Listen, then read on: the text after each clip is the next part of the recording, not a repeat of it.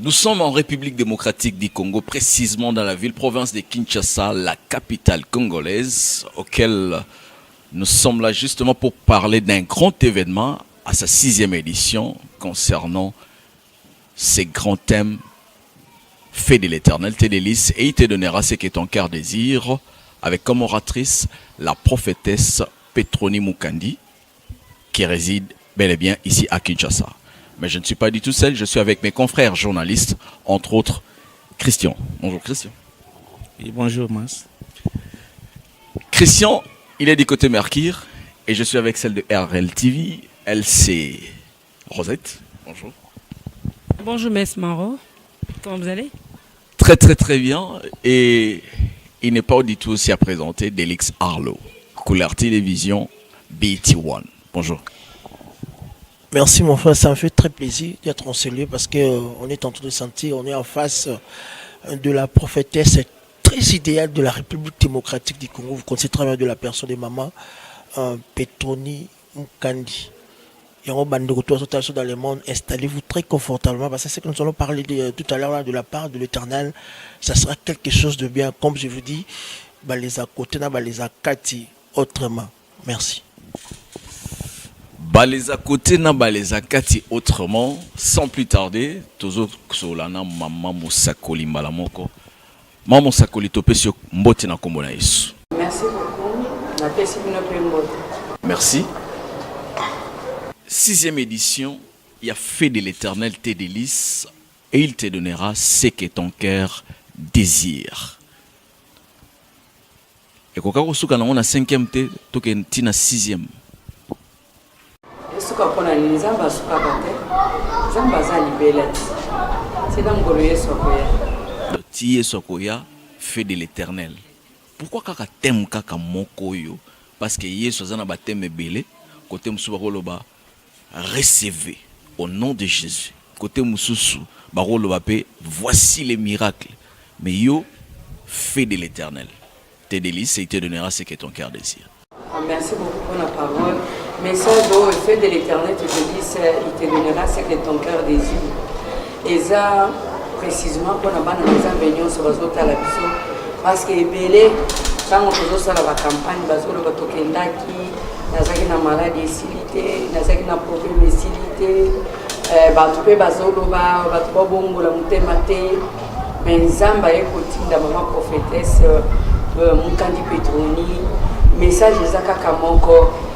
Convier bateau baza ko réussir te convier bateau oyo lelo azolongola base moni abali convier mutu oyo zomona zo progresser te mutu nyonso azotala nga message oyo eza mpona bana na nzambe oyo bamoni ete basi bakomi na suka ozotala likolo ozotala na se mutu akosunga yo aza te e mosusu obandi ministère na yo église obandi classe bakote ezobunga na musala babengani yo osali eloko moko te fait de l'éternel tes délices eza koconcerne yo yo moto okomi na suka talela nzambe tya eliki epa na nzambe eza message moko nzambe azosenga biso tolinga ye parceke bolingo na ye ekufaka te eloko mosusu ezali ya mibali ezali tozala na kondima na maloba na ye parceke ye soki asabimisi maloba na ye oyo ye alobi ekoki kozonga sanki esala mosala te yango tozobengisa bana na nzambe nyonso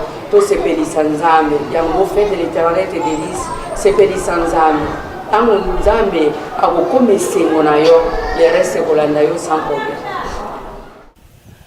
Merci Nes Maron, on peut se confiance. Et merci à la prophétesse. Quand nous avons la 6e édition, on a eu première, deuxième, participant à l'édition surtout. motuna na ngai ya yambo ezali avant nakende na édition mosusu osepela nkolo yesu aye na édition nini nazosenga ya nano te parce que na édition nini parce que oza na 6e édition motuna na ngai eza bo parce que lelo beaucoup des accidents mboka na biso mbutu mbutu akosakana te bapoliticien epai guerre de religion epai guerre de génération epai yango lelo toza na 6e édition na tuni servant de Dieu osepela nkolo yesu aya na édition nini et puis poni ba makambo oto mona lelo ekomika na eleko tozali bon makambo d'abord na koloba ete yesu aye na te parce que batebele isengeli toza na 6e édition te baye obiso tozoloba en tant que musakoli na nzambe naza pasteur te nazali apôtre te nazali prophétesse message nzambe apesi nga ezali ete bato batalela ye bible ezoloba ete motu atalela nzambe atikala lolinga aza motu te azonge epai na nzambe nzambe atika ye nzambe alobi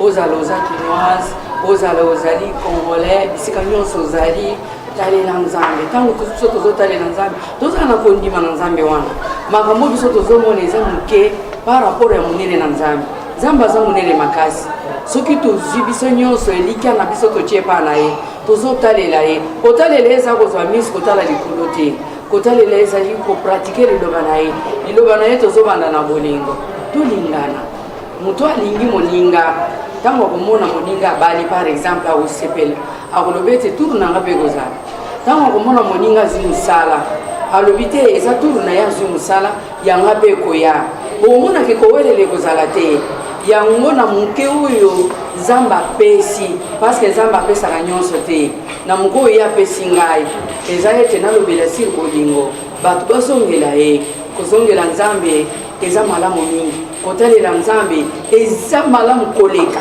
parceke soki tozotalela nzambe eza malamu pourkui parceke nyonso oyo biso tozomona lelo bitumba kozanga bolingo kobomana kowelela nyonso wana eza manke ya bolingo nani oyo akoloba ete alingi nzambe bible elobi ete nzambe aza bolingo soki nga nalobi ke nalingi nzambe moto oyo nga naza ne pembeni nalingi ye te feye de l'éternel te délice nzambe aza likolo azaka na monoko te azaka na miso te azaka na matoi te la bible nous dit il est esprit esengeli motu nyonso akondimela yakoma na niveau ya kozala mpe esprit moto oyo akokoma esprit aza moto aza na bolingo kati na ye c'est-à-dire aza moto oyo akoloba ce n'est plus moi qui vis c'est Dieu qui vit en moi ce n'est plus moi qui vois c'est Christ qui voit en moi c'est-à-dire motu wana akoki komona makambo mokili oyo esepelisa ye te moto oyo akosala nzambe délice aza moto oyo bon nzambe evandi kati na ye moto oyo acomprendre bolingo moto oyo acomprendre bonzambe c'est-à-dire nzambe aza bolingo nzambe aza likolo moto mpe atikala komona ye aza te nous croyons qu'il est là parce que azolamusa biso azopesa biso pema nyonso tozosenga azopesa biso azopesa bato ya mabe azopesa mpe bato ya malamu na kozala bato ya mabe na ya malamu wana akonika motu moko mwasi moko kombo na ye mama Petroni mama prophétesse alobi nasakola nini nazosakola ete peuple congolais tolingana basi na mibali mwasi linga tosa mobali na yo mobali linga mwasi na yo comme Christ a aimé l'église jusqu'à se sacrifier jusqu'à la croix kondima liwa ya soni nekulusu pona église et la Bible insiste que mobali nyonso alinga mwasi na ye ndenge Christ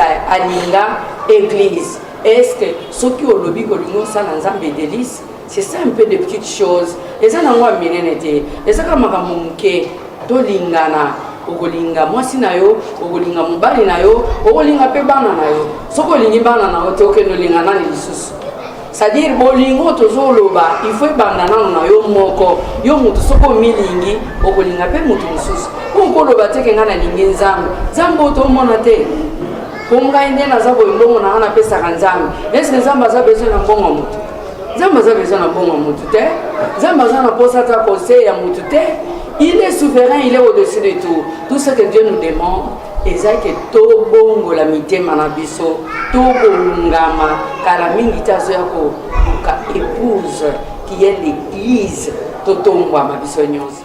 Merci, servant de Dieu. Le 11 au 30 décembre, où il y a la 6e édition, il y a Milulu Minene, donc Jeûne et prière, fait de l'éternel de tes délices et il te donnera ce que ton cœur désire. Ma maman, rétrospection, totalement ma première édition, tout le monde a témoignage, au Salabatou, on a cette fois-ci, la 6e édition, distinction. La 6e édition, on a première, la deuxième, la troisième, la quatrième, la cinquième et la quatrième. Bon, nous avons une question. Je n'ai rien fait. Voilà, merci beaucoup, maman prophétesse. Je crois que ça fait quelques mois tout solidité. Mais c'est pas de monio. Vraiment. Alors, quel impact dans les années? Tu comme la 6e édition. Impact dans les années. Est-ce qu'impact dans jusque là salamité c'est pourquoi on continue comme ça là? Oui, nous allons continuer jusque les jours où l'époux viendra. Nous allons le battre impact na komona ngo local l'époux viendra parmi épouses. Si je me retrouve parmi ma épouse et ensemble à 4 5, c'est là où nous allons battre. En tout cas, impact il a fait de l'intérêt de délice et en haut. Mais jusque là je n'ai rien vu. Ah d'accord. Alors maman Petroni, maman Moussakoli, jusque là on m'intègre bazate na mboka oyo pour nzambasala o motema bato elingi pour jusque les osenga bato ka fait de l'éternel. Vaut mieux la fin d'une chose que son commencement. Si je dis maintenant qu'elle intègre bazal épouse aye na moni bango, tu ne vois pas que je vais me contredire. J'aimerais bien dire ça le jour où quand l'époux viendra, na moni bango na que il y avait les intègres aussi. Gloire à Dieu. Maintenant là, mais on y bandé nous que bazana noté. Bazana noté. Ya moto zo bon. Tout ce qui base à la caméra tout le matin, tout est à l'issue. Fait de l'éternel, Bapanou et Mataka, Baché Mataka, banderole, disons. Particularité dans Ouezakani, vraiment.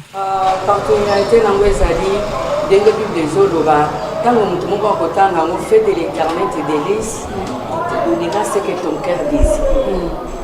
Et ça dit au moment de réflexion. Fait de l'éternel, à Zubsom, à Tangi.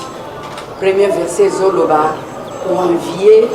Batuba méchanté, comme on a sous très méchant, abetaka moi sine na tongo, abetaka moi sine na pourquoi masomba mituka lié à la kaka na basi balanda eka, oko mona mususu très méchant, akokota libalo abimi babali ekoto mais oyo mususu oyo akenda à l'église asaka ba 50 jours ndio sala boye ba 100 jours ba 200 jours en Kaliba la Zanangote.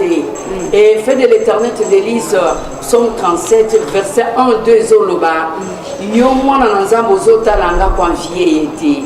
Kotout samote manahote. C'est-à-dire Kotou Kanzambe Teoloba non, Naï Nazo Sambela, Nanazamu Santo. Mais pourquoi ça m'arrive? Non! Ce qui est allé Koya, Zamba condition école. École Yanzambe Zamalam. Ozao na mwana na ndako oyebisi mwana ke moto ezikisaka mwana lobiti na lingina simba mukolo kozala te mwana kosimba ka moto amona ndenge ezikisaka omoni ke mwana koboya moto koleka yo kutu mukolo un jour tango kobanda kopelisa moto alobi maman ça va te brûler pourquoi asimba ka yo zate et tout chaque moto ezwaki ye sikoyo akomi mpe conseillère ou bien conseiller, c'est-à-dire fait de l'éternel tes délices. Zamba azosenga biso na Psaume 35 na baoyo bazo 37 baoyo bazolanda biso tanga yango mobimba po topesa eza kaka fait de l'éternel tes délices, il te donnera ce que ton cœur désire. Eza neti message prophétique oyo mosakoli na Nzambe azoloba tolanda Nzambe tolanda bato te parce que les bébés bazoloba moi si moko azolanda biso awa ye penza azalaka na église azomibatela malamu.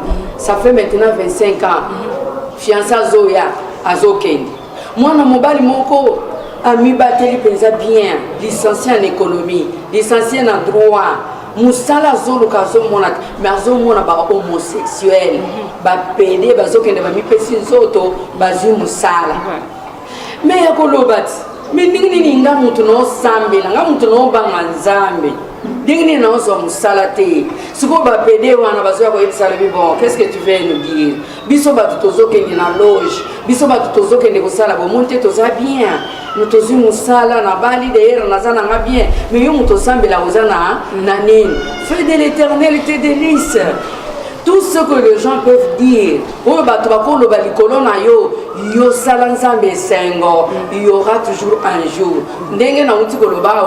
Vaut mieux la fin d'une chose que son commencement. Parce que Belé, au bout on a bandi bien, c'est la fin. 22 kuna. Bible le Bible, Azanzamboyo.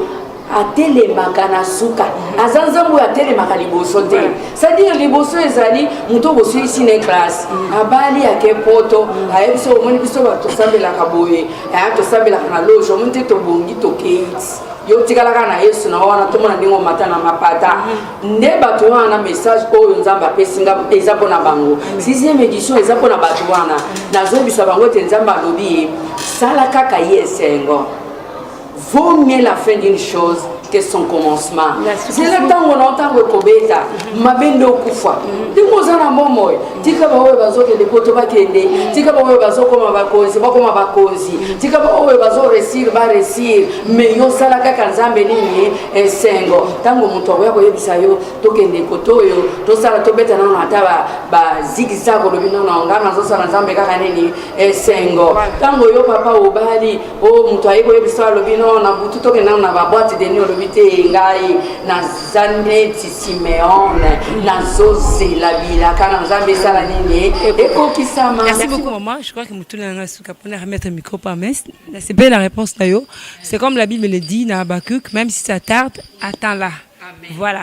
Alors maman, na suka sa Moutoula nga le bi par rapport à Yalikamo et le bin à Katia verset biblique, chercher l'Éternel pendant qu'il se trouve, invoquer les tandis qu'il est prêt.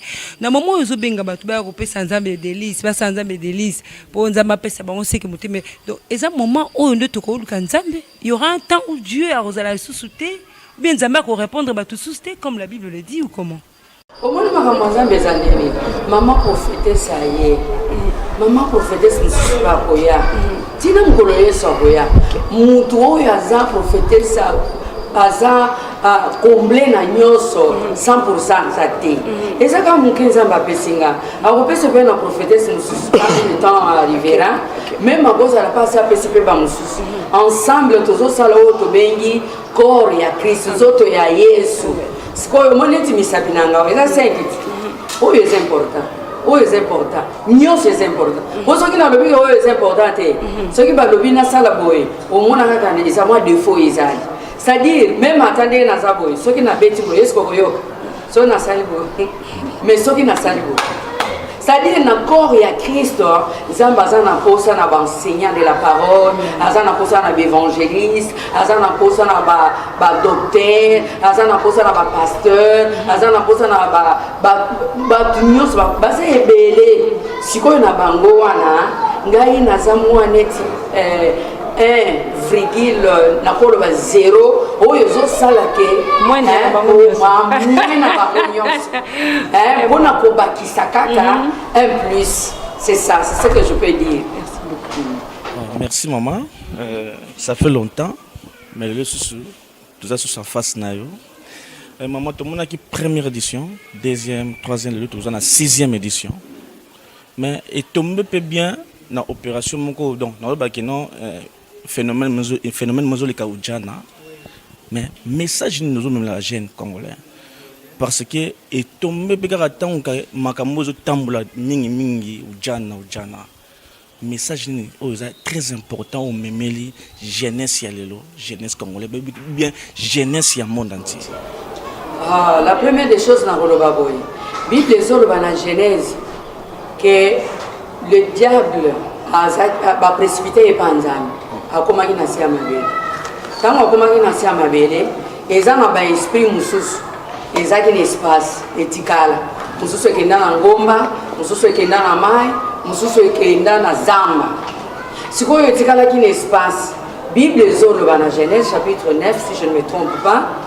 Na histoire ya Noé Bible ezoloba nini ba esprit wana etikalaki na espace ekitaki ekoti na nzoto ya bana basi ozomona ntango ekoti na nzoto ya bana basi wana bakomi koséduire bana mibali ya nzambe ozo comprendre et yesu même ntango azoloba likambo ya suka na moma ya suka comme signe alobaki ekozala neti moma wana ya ntango ya noé oyo bato babandaki koluka plus parler plus na désir ya nzoto lelo par exemple naza prophétesse soki natelemi nalobi neti mwana mwasi moko kuja ndenge olobi wana mpo nga nayebi bon je sais pas azotala nga nayebi si omoni yake mpa na ngai okozwa libala ndenge oza wana qu'est-ce que je lui ai dit de spécial parce que asalaka yango mikolo nyonso ozo comprendre rien de spécial mais message oyo nzambe apesi ngai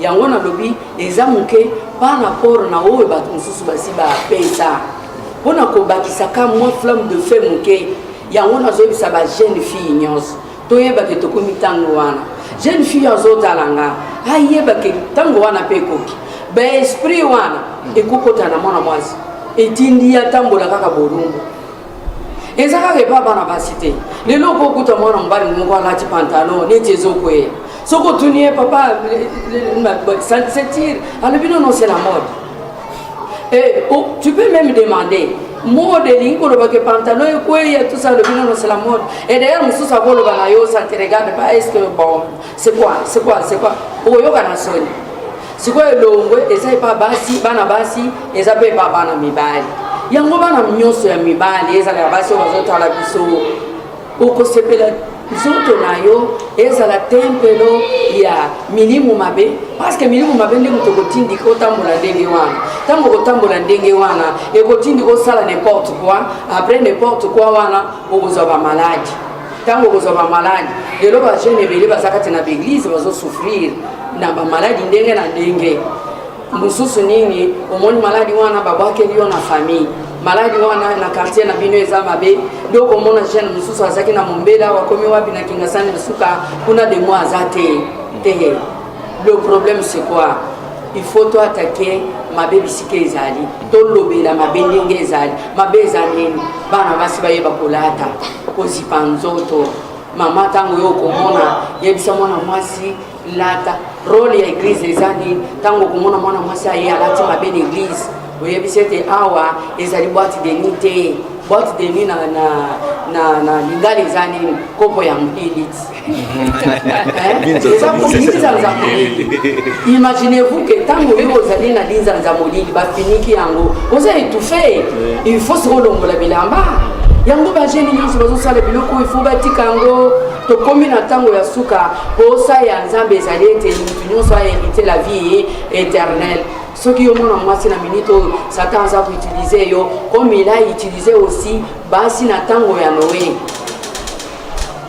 utilize bana basi ya ntango ya noé bana basi bazwa zoto na bango satan autilize yango mpona kokweyisa bana mibali ya nzambe nde ozomona lelo bana basi ebele soki avandi na mobali abali ye te ce n'est pas son problème eza problème na ye te mpe azobenga ye mobali na nga mobali mpe mosusu okomona mpe alobi nga nde nabo namosali na nzambe naza ancienne église nadirigeaka chorale naza potre est-ce que la femme que tu as à la maison obali ye aza mpe nde mundiana me balata bilamba ya mpe ya toji ya kolakisa eza tombo blanchi papa mais bana basi wana même ntango tozoloba okotinda akende na église atala boye moto oyo azoteya ye azosala mpe mundiana ndenge ye mpe azosala où est la différence la seule différence ezali ete makambo oyo tolobela yango na ndenge yake motu nyonso ayeba identité na ye yesu ayaki mpona bato mabe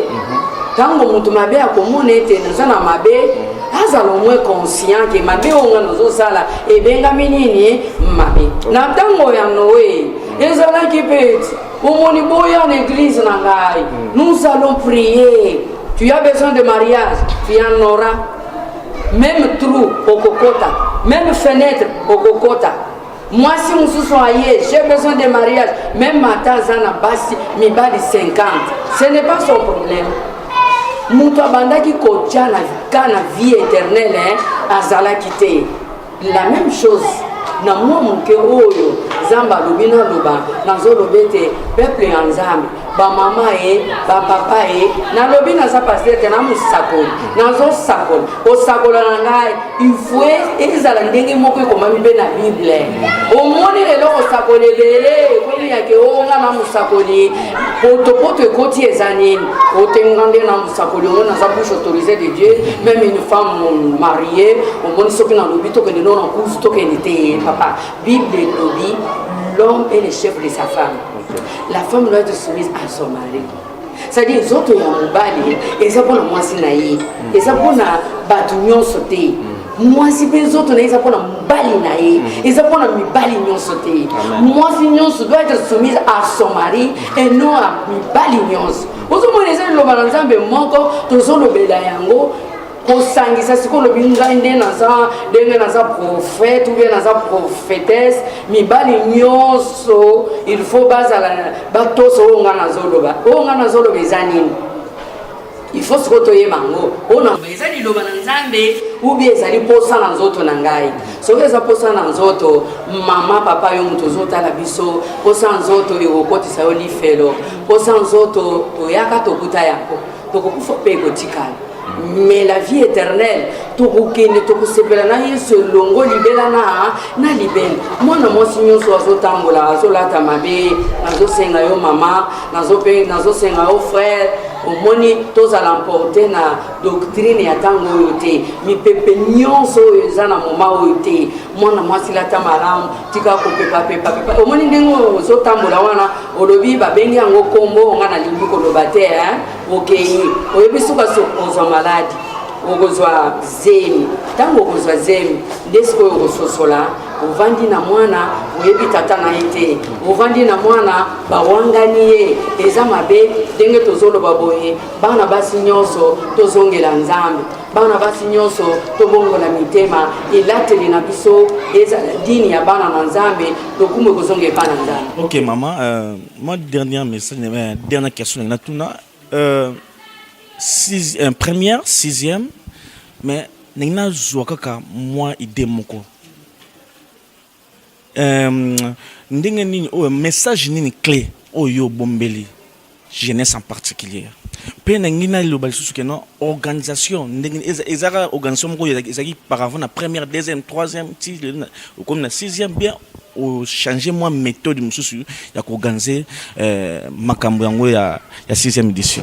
Au monde on a pas nous on a commis Jésus-Christ est le Dieu aux possibilités illimitées.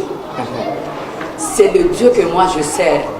Jésus-Christ est le Dieu aux possibilités illimitées. Il est le Dieu tout-puissant. Asala kalolenge mokote. Azana ndenge na asala. Pour le koloba, il faut faire toute forme de prière.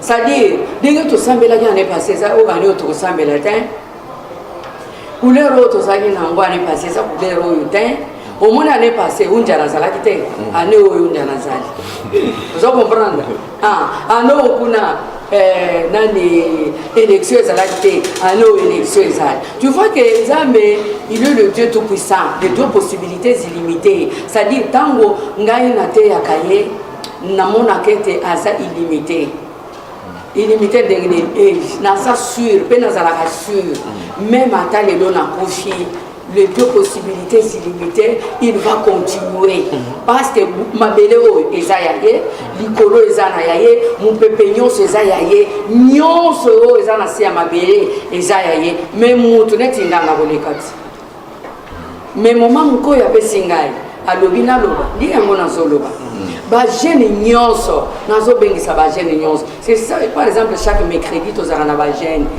bayaka ozomona lelo même na makambo ya église ozomona kaka ba jeune bazoloba esa makambo ba mama na ba papa jeune aboya soki asa bota azaki na zemi bawangani yango akomi na difficulté ndoko mona akomoya na jeunesse na mwana na mukongo soit na ndako bazo biseke mama yebisenga na kobema mwana no te yo tambolela mwana na yo refuge na ye komi wapi siko samedi aye mais era azalaki indépendante aza bien wana oyebise mama nakoya ere nini azotuna na ere oyebisi ye 16h o mama samedi oyo nabosanaki samedi okuna nakoya azoya te mais jeune oyo azotalanga na minute okozela te ke baconséquence eya ndenge balobaka na français les conséquences conseil nieke les conseil te parce que omoni eza na baconséquence soki omemeli bamakambo ebele omoni mwana mwasi soki oza seul c'est mieux très bien soki osoboti omona moto atuni yo libala nalingi yo mobali alingi yo bien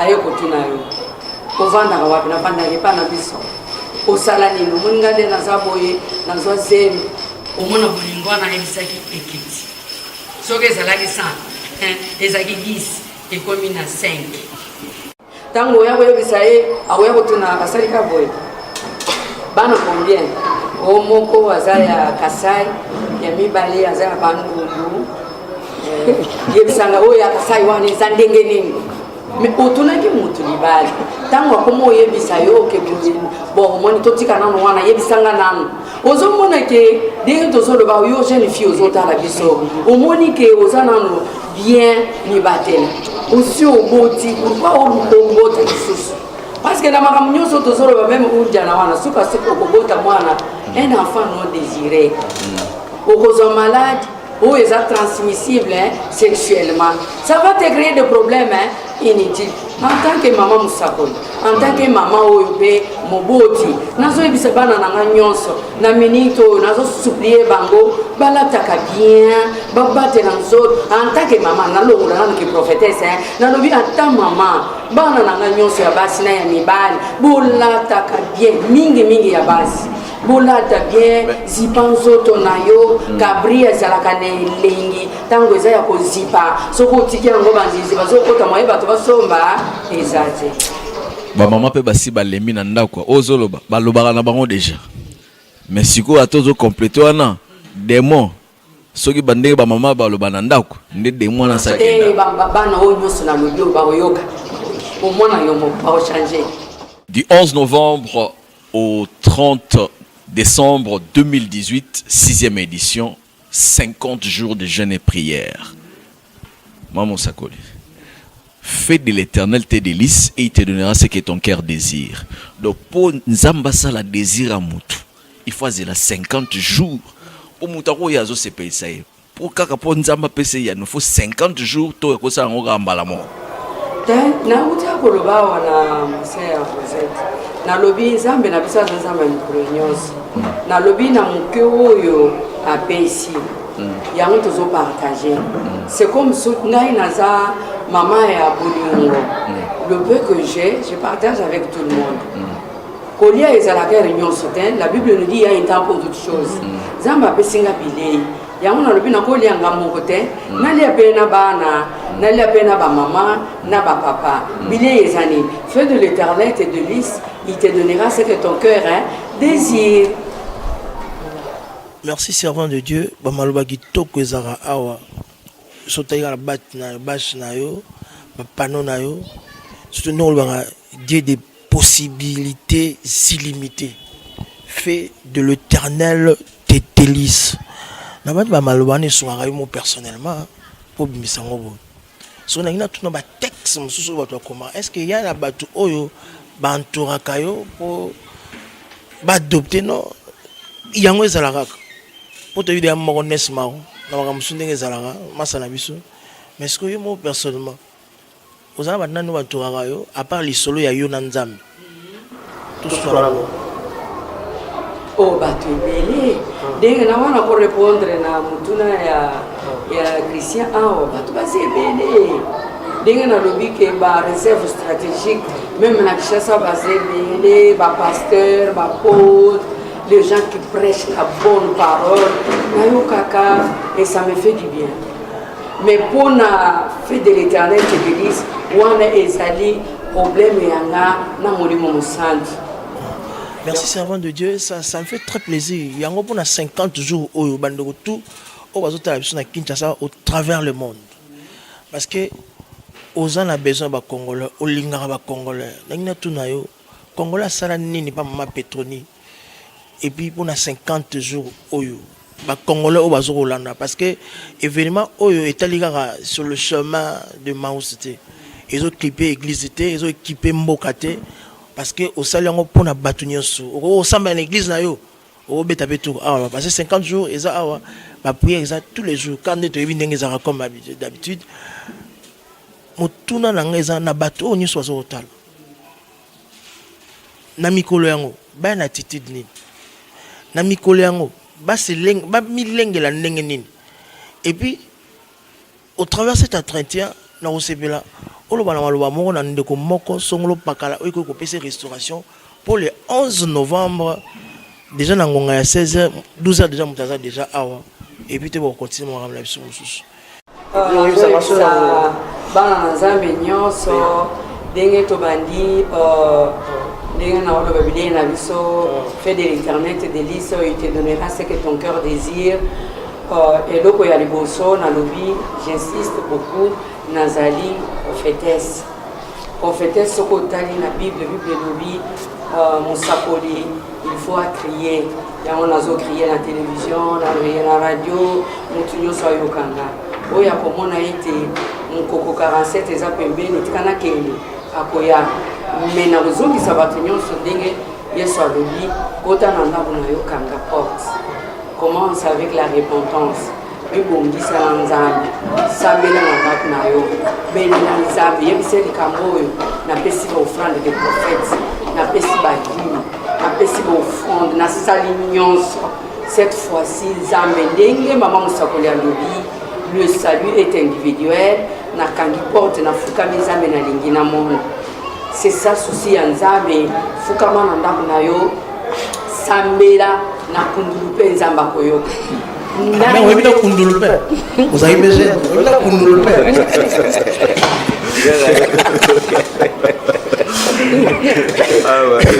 ah ok ça arrive merci tout le monde a aussi parce que ngana si ça n'a déjà la kabwana déjà la mama ok na ngina lo ba ba ni ça na égoïste mais quand même moni mosakoli za na mboka ozotala makambo nyonso toujours le kana mboka na biso Congo donc on a si ça eza question kekaka beaucoup de dérapages na kat na etonga l'église lelo ils ont un serviteur de Dieu ou des servants de Dieu ou bazo sala ba miracle monté des témoignages montés makambo nyonso ya mabe mais bazo sala ngo pour la gloire de l'Éternel parce que fait de l'Éternel de l'église etaka ba ojanate etaka ba madesté etaka ba politicien te mais autres qui peuvent na ba sala nzambe lelo o lelo bokulut na bango eza suna tinata mokete yango pour 50 jours parce que cette traité ils ont les partout tout ça sur émission de micro ba chaîne comme lo solo soka yo ndimde otikala yebisa biso maman hein pour la fête de l'Éternel de lui il te donnera ce que ton cœur désire beaucoup de dérapages na otali ba serviteur de Dieu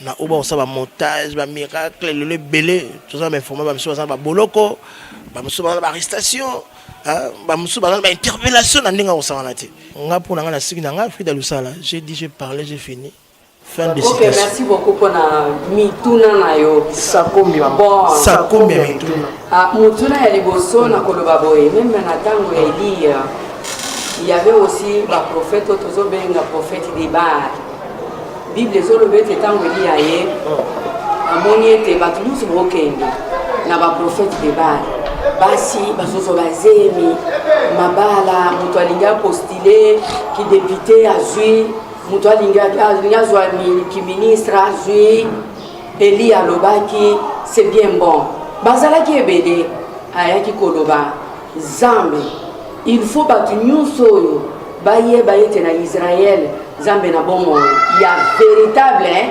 azali basalaki nini prière ezalaki nini batia mai na bakoni bapelisa moto koto batia pe mai na bakoni basala nini bapelisa moto tango bakopelisa moto bisika moto ekopela nde nzambe ya solo bisika moto ekopela te nde nzambe alope bible ezoloba kobanda mokolo wana bato balobaki namba oyo bakendaki pa bana balobaki kobanda lelo tokosambela nzambe nelei mais pour ce temps de la fin tokoyeba ndenge nini polo azoloba yango même Jésus Christ alobi yango Satan ko bongola motema te c'est ça signe Satan ko bongo la motema te kati na Satan lolendo ezali kati na Satan ko mikiti sezala te kati na Satan ezali lukuta soko tangi na Jean 10 ezoloba père de mensonges un menteur musala na yezaka koloba makambo ya lukuta Satan musala na yezali makambo nyoka likambo eza bakanye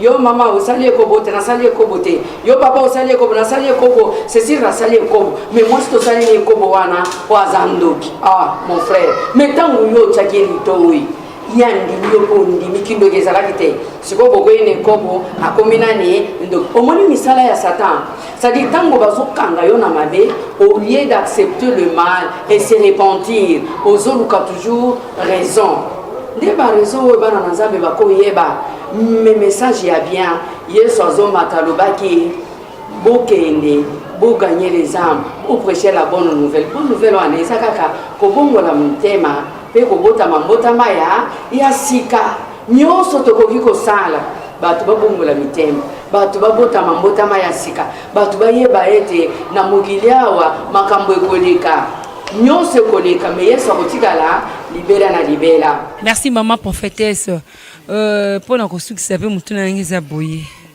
bato baza na mbinza bato bana na lemba bakoya ndenge nini po bakoma na église sur le chemin de Maüs pendant 50 jours oyo événement munene oyo déjà bato na question bakoya na etani ni je crois répondaki pour na sukisa mutu na ngani na lobaka boye nazongi muke na histoire ya Lazare esenga été fandi makaka oui je crois toi Lazare a coupé déjà. Mais qu'est-ce qui s'est passé? Il y a eu un miracle terrible. Donc Christ lui-même a qui a sécucié. Alors on a quand on a imitatrice à Christ. Image à Christ non qui les aime. Ma sœur. La Bible nous dit, au moins les choses sont qu'à Lazare. Mais la Bible nous dit, Lazare était ami de Jésus. Quand on dit l'ami, il y a l'intimité. C'est-à-dire Lazare, avant de mourir, il était en intimité avec Jésus. Nous tenions sur autres langues. Si tu veux vivre le miracle, sois en intimité avec Jésus. Quand le mal va venir, le mal c'est quoi? On cause un malade, on cause un problème, célibat est quoi là, stérilité est quoi là. Ce qui est trouvé que tu es en intimité avec Jésus, il est capable de ressusciter. Ça va passer dans les différentes chaînes. Alors merci également à vous. Son numéro de contact c'est 089, donc plus 243 89 665 43 10 plus 243 89 665 43 10. Le rendez-vous, c'est 11 novembre au 30 décembre. Merci. Wakwembera we